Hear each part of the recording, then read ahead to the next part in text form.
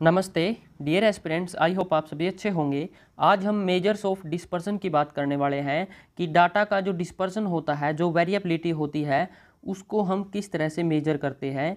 यहाँ से आपके हर एक एग्ज़ाम में क्वेश्चन पूछे जाते हैं कि एवरेज डेविएशन, स्टैंडर्ड डेविएशन या वेरियांस, कोफिशिएंट ऑफ वेरियांस किस तरह से निकाला जाता है। ठीक है, फॉर्मूला बेस्ड क्वेश्चन पूछे जाते हैं और मैं इन सारे के सारे फॉर्मूलेज का आपको सही सही मतलब बताऊंगा कि ये फॉर्मूले बने क्यों हैं। ठीक है, जो सेकंड काम करेंगे हम यहाँ पर वो देखेंगे शेप ऑफ फ्रीक्वेंसी डिस्ट्रीब्यूशन, कि फ्रीक्वेंसी डिस्ट्रीब्यूशन की शेप कैसे होनी चाहिए। बेल शेप फ्रीक्वेंसी डिस्ट्रीब्यूशन का मतलब क्या है, लेपोक्रेटिक, मेसोक्रेटिक और प्लूटोक्रेटिक डाटा किस तरह से आपका डिस्ट्रीब्यूट होता है। ठीक है, अब आपको पता है स्टूडेंट्स कि मैं हर एक चीज़ को इतना बेसिक तरीके से करवाता हूँ कि चाहे आपका कोई एडवांस बच्चा हो, एडवांस लेवल की तैयारी कर रहा हो, या फिर बिल्कुल लेमैन हो, आपकी शुरुआत से तैयारी कर रहा हो, सभी के लिए ये मेरे लेक्चर क्या है, हेल्पफुल रहते हैं। और मेरा जो स्टैंडर्ड है पढ़ाने का वो यही रहता है कि बच्चे को जो सब्जेक्ट है उसकी प्रॉपर नॉलेज मिले, ना कि आपको सिर्फ किताबी ज्ञान या सिर्फ एग्ज़ाम के पास करने के पॉइंट ऑफ व्यू से पढ़ाया जाए। तो चलिए स्टूडेंट्स, वीडियो को शुरू करते हैं। इससे पहले जो इकोनॉमिक्स में डीजी है, आपको इकोनॉमिक्स की फील्ड में क्वालिटी एजुकेशन देने के लिए प्रतिबद्ध है और ये कोर्सेज आप अवेल कर सकते हो। ये हमारा एड्रेस है और ज़्यादा जानकारी के लिए आप मुझे इस नंबर पर कांटेक्ट कर सकते हो। तो चलिए चलते हैं। सबसे पहले हम डिस्पर्सन की बात करें तो ये वेरिएबिलिटी को दिखाता है कि हमारा डाटा कितना वेरी हो सकता है। ठीक है, सपोज करो कि आपके पास डाटा दिया हुआ है 10, 9, 8, 7, 11, 15। ठीक है ना, तो इस तरह से आपके पास ऑब्जर्वेशन दी हुई है, डाटा दिया हुआ है, तो इसमें क्या है, वेरिएशन बहुत कम है। और एक आपके पास डाटा दिया हो 10, 50, 100, इसमें क्या है, डिस्पर्जन ज़्यादा है। तो हम किस तरह से मापें डाटा की डिस्पर्जन, तो वो 4 तरीके हमारे पास है, average deviation, variance, standard deviation. अब देखिए यहाँ पे मैं आपको एग्जाम्पल के साथ समझाने की कोशिश करूँगा। आपको ये सारे के सारे फॉर्मूले याद भी होंगे, बट इनका जो मतलब बनता है वो मैं आपको समझाने की कोशिश करूँगा, ध्यान से देखना। अब देखिए हमारे पास ये अनग्रुप डाटा है, इसकी टेबल बनी हुई है। यहाँ पर हमारे पास 10 ऑब्जर्वेशन है, यानी कि x की वैल्यू है हमारे पास 10। यहाँ से हमने म्यू निकाल लिया, म्यू निकल के आया हमारा 7।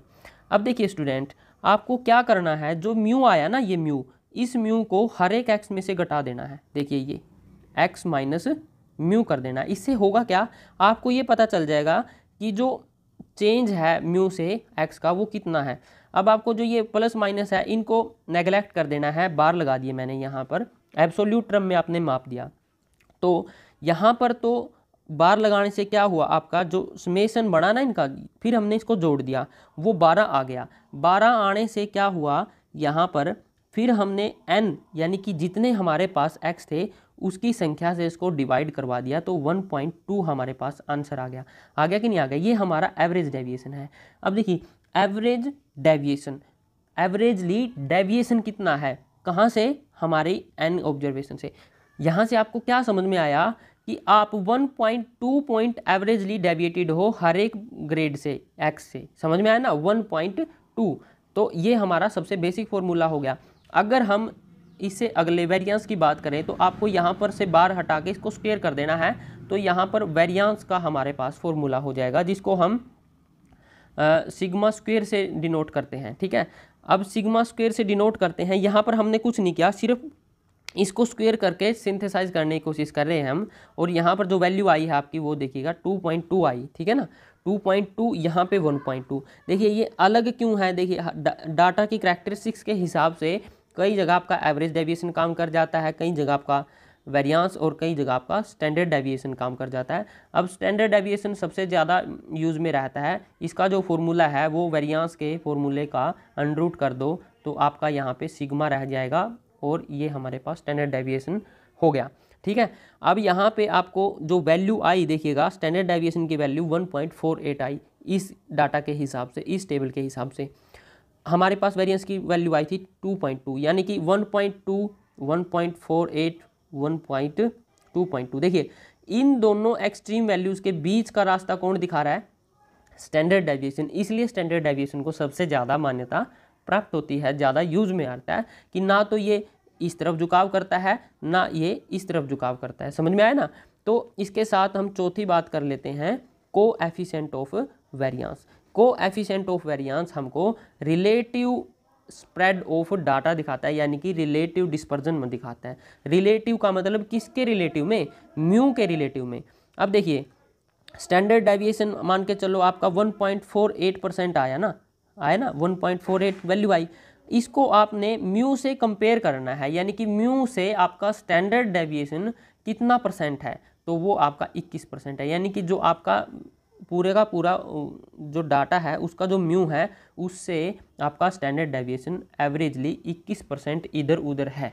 ओके यार, ओके गाइज। तो कहने का मतलब ये है कि जो ये डाटा है सारे का सारा म्यू से 21% इस साइड ऊपर या नीचे हो सकता है। ये ठीक उसी तरह है जैसे कि हम कंजम्पशन हाइपोथेसिस में कंजम्पशन की इक्वेशन लिखते हैं ना, कि 0.8% क्या होता है, वहाँ पर इनकम के साथ 0.8 मार्जिनल प्रोपेंसिटी टू कंज्यूम होता है, तो ये कोफिशिएंट मानते हैं हम, है ना। तो उसी तरह का ये हम कोफिशिएंट यहाँ पर डिस्पर्सन का माप रहे हैं, ठीक है। अब देखिए ये आपके सामने सेकंड एग्जांपल है आपका।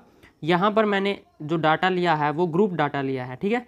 यहाँ पर हमने ग्रुप बना लिए हैं और यहाँ पर मिड पॉइंट आपका x लिख लिया है।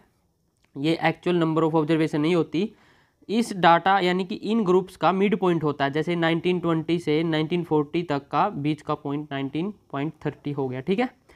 और यहाँ पर फ्रीक्वेंसी होती है कि ये फ्रीक्वेंसी कितनी बार इस पर्टिकुलर डाटा में कितनी बार डाटा रिपीट हुआ है, इस पर्टिकुलर फ्रीक्वेंसी यानी कि ग्रुप का डाटा कितनी बार फ्रीक्वेंसली रिपीट हुआ है, और इसका n नंबर ऑफ ऑब्जर्वेशन 20 है।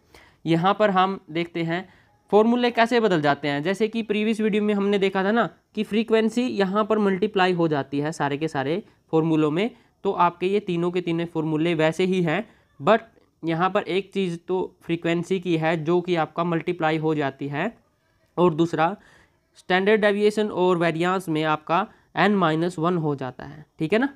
तो और कोई यहाँ पर मेजर चेंज नहीं है, वही आपकी वैल्यू आ रही है 0.318, 0.155, 0.3948, ठीक है। तो ये आपके सारे के सारे फॉर्मूले हैं और इसको आपने कैलकुलेट करके यहाँ पर आपको खुद करके देख लेना है, ठीक है ना। बट जो ग्रुप डाटा का ये सारे के सारे फॉर्मूले एग्जाम्स में नहीं पूछे जाते, अनग्रुप डाटा के ही पूछे जाते हैं। तो बस ये मेरा बताने का पर्पज़ था कि यहाँ पर फॉर्मूले में थोड़ा सा अंतर हो जाता है और यहाँ पर चीज़ें एफ बी जुड़कर चीज़ें थोड़ी सी बदल जाती हैं, जिनकी जो नंबर आएंगे वो थोड़े से अलग आ जाते हैं, ठीक है ना। तो आज की वीडियो में इतना ही। नेक्स्ट वीडियो में हम शेप ऑफ फ्रीक्वेंसी डिस्ट्रीब्यूशन की बात करने वाले हैं। Thank you for listening and I really appreciate your time. Good luck.